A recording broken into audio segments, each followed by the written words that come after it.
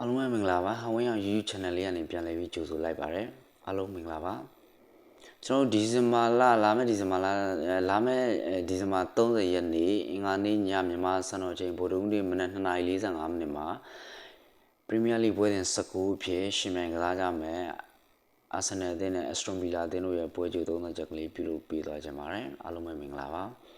ကျွန်တော်ဒီနေ့တင်းရဲ့ထိတိုက်တွေ့ဆုံမှုရလဒ်တွေအရအာဆင်နယ်အသင်းက18ပွဲနိုင်ရရှိထားပြီးတော့ Aston Villa အသင်းကတော့10ပွဲနိုင်ရရှိထားပါတယ်။တီကတော့2ပွဲရလဒ်ထွက်ပေါ်ထားပါတယ်။ Aston Villa အသင်းဟာ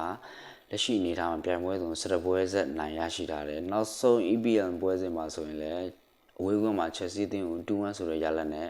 နိုင်ရရှိထားတယ်။ Villa ဟာဒီနှစ်မှာ Premier League ကြီး6ကြီးအသင်းစင်းဝင်တွေက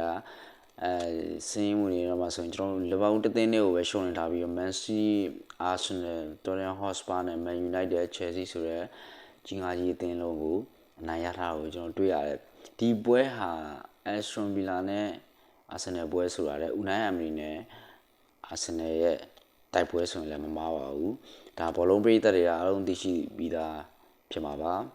Aston Villa နဲ့ Unai Emery ရဲ့တစ်ချိန်ကအမကြည့်ပွဲလေးတွေဇလန်းလေးရှိပါတယ်ဒါထားပါ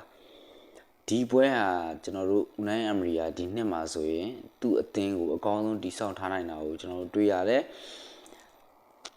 Emery ကို Unai Emery ကသူ့ရဲ့အကောင်းဆုံးလူစင်းရင်းနဲ့အကောင်းဆုံးနီးစနစ်နီးပြပါတွေနဲ့အတူတူသူ့ရဲ့တစ်ချိန်ကအပေခံဇလန်းနေအတွက်ကိုပါသူဟာအတိုးနဲ့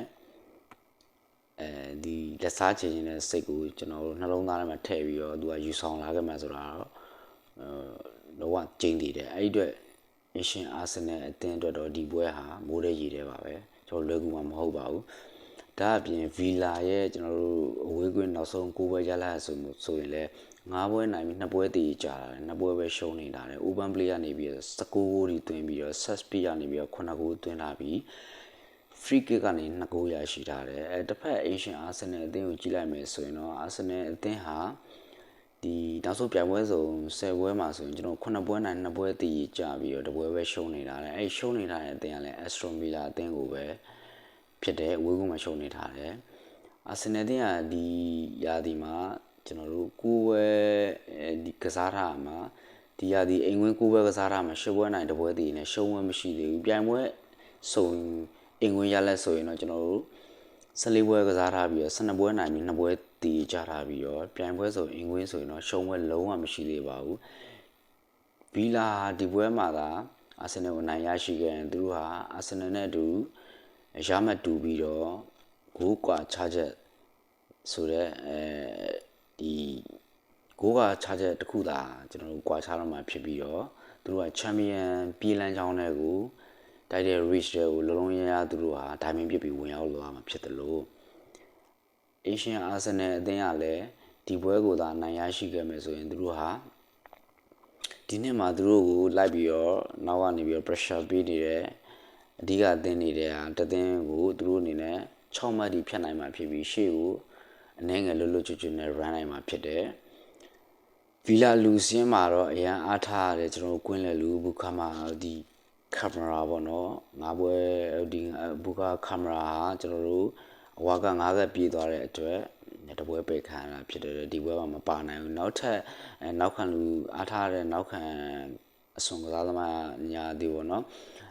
ညာနောက်ခံကစားသမားဖြစ်တဲ့ကျွန်တော်တို့ cash ကလည်းအဝါက9ကပြေးသွားတဲ့အတွက်ကျွန်တော်တို့တပွဲပိတ်ခံရတဲ့အတွက်ဒီပွဲမှာတော့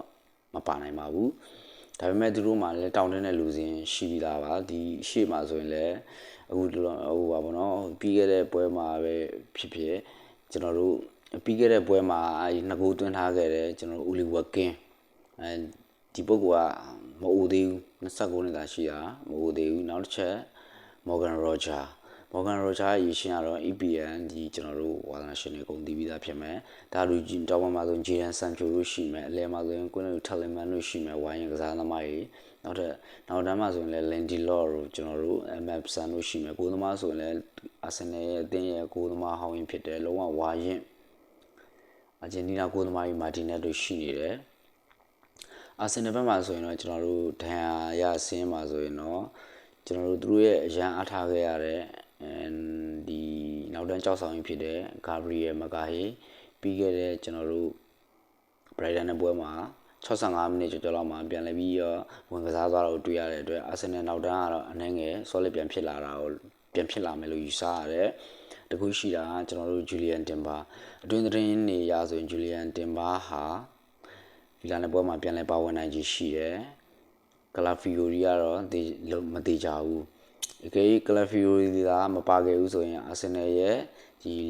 left back နေရာမှာကျွန်တော် left back နေရာတနေရာမှာဆိုရင်လူငယ်ကစားသမားလေးဖြစ်တဲ့ Luis Kelly နဲ့ကျွန်တော် Incapi ကိုဘယ်သူ့ကိုပွဲထုတ်လာနိုင်မလဲဆိုတာကိုကျွန်တော်တစ်ချက်တော့စောင့်ကြမှာဖြစ်ပါတယ်ဒီအဲ့ဒီအာဆင်နယ်ရဲ့ဘယ်နောက်ခံဒီဟာဗီလာရဲ့အချက်လည်းဖြစ်လာနိုင်ပါတယ်နောက်တစ်ချက်ကကျွန်တော်အနေနဲ့ဒီဗီဒီယိုလေးကအနေငယ်စောပြီးတော့အလုပ်အားတဲ့ချိန်လေးရရတာဖြစ်တဲ့အတွက်နားလည်ပေးပါဒီဘောလုံးတကယ်ပွဲလာမဲ့ဒီရနီးလာနဲ့များကျွန်တော်တို့ဒီဒဏ်ရာပွဲပဲဒဏ်ရာဆင်းလေးအနေငယ်အပြောင်းလဲရှိလာနိုင်လို့ဖြစ်ပါတယ်အချုပ်နေလဲဆိုရင်ကျွန်တော်အဖြစ်တော့ဒီအာဆင်နယ်မှာဆိုရင်လည်းရှီရမာဂါရီယယ်ဂျေဆူတို့ပြန်လည်ပါဝင်လာပြီးဖြစ်တယ်နောက်တစ်ချက်အာဆင်နယ်ဒီတိုက်စစ်မှုဗီတာယိုဂရက်ကခုနေ့ချိန်ကြီးရုံးကန်နေရဆဲဖြစ်တယ်ဒါပေမဲ့ပြီးခဲ့တဲ့ Brighton နဲ့ပွဲမှာဆိုရင်သူ့ရဲ့ action လေးတွေနဲ့ပြန်လဲပြီးတော့ကြွရွာလာတာကိုမြင်ရတယ်ဒီတွန်းတွန်းတိုက်နဲ့ဝင်တိုးတာတော့ပါဘူးဒါပေမဲ့သူကအဝင်ဖို့ကြိုးစားနေရတော့ဆိုတာတော့ကျွန်တော်ညင်းလို့မရဘူးဒါပေမဲ့ဒီသူ့ရဲ့တွန်းတွန်းတိုက်နဲ့ဒီ present ပေါ့နော် present live ပေးတာတို့ကျွန်တော်တို့ရလာတဲ့အခွင့်အရေးတွေကိုမကိုးတာအပါထားပါဝါကိုအရန်တုံးပြီးကန်တာတို့တွန်းတိုက်နဲ့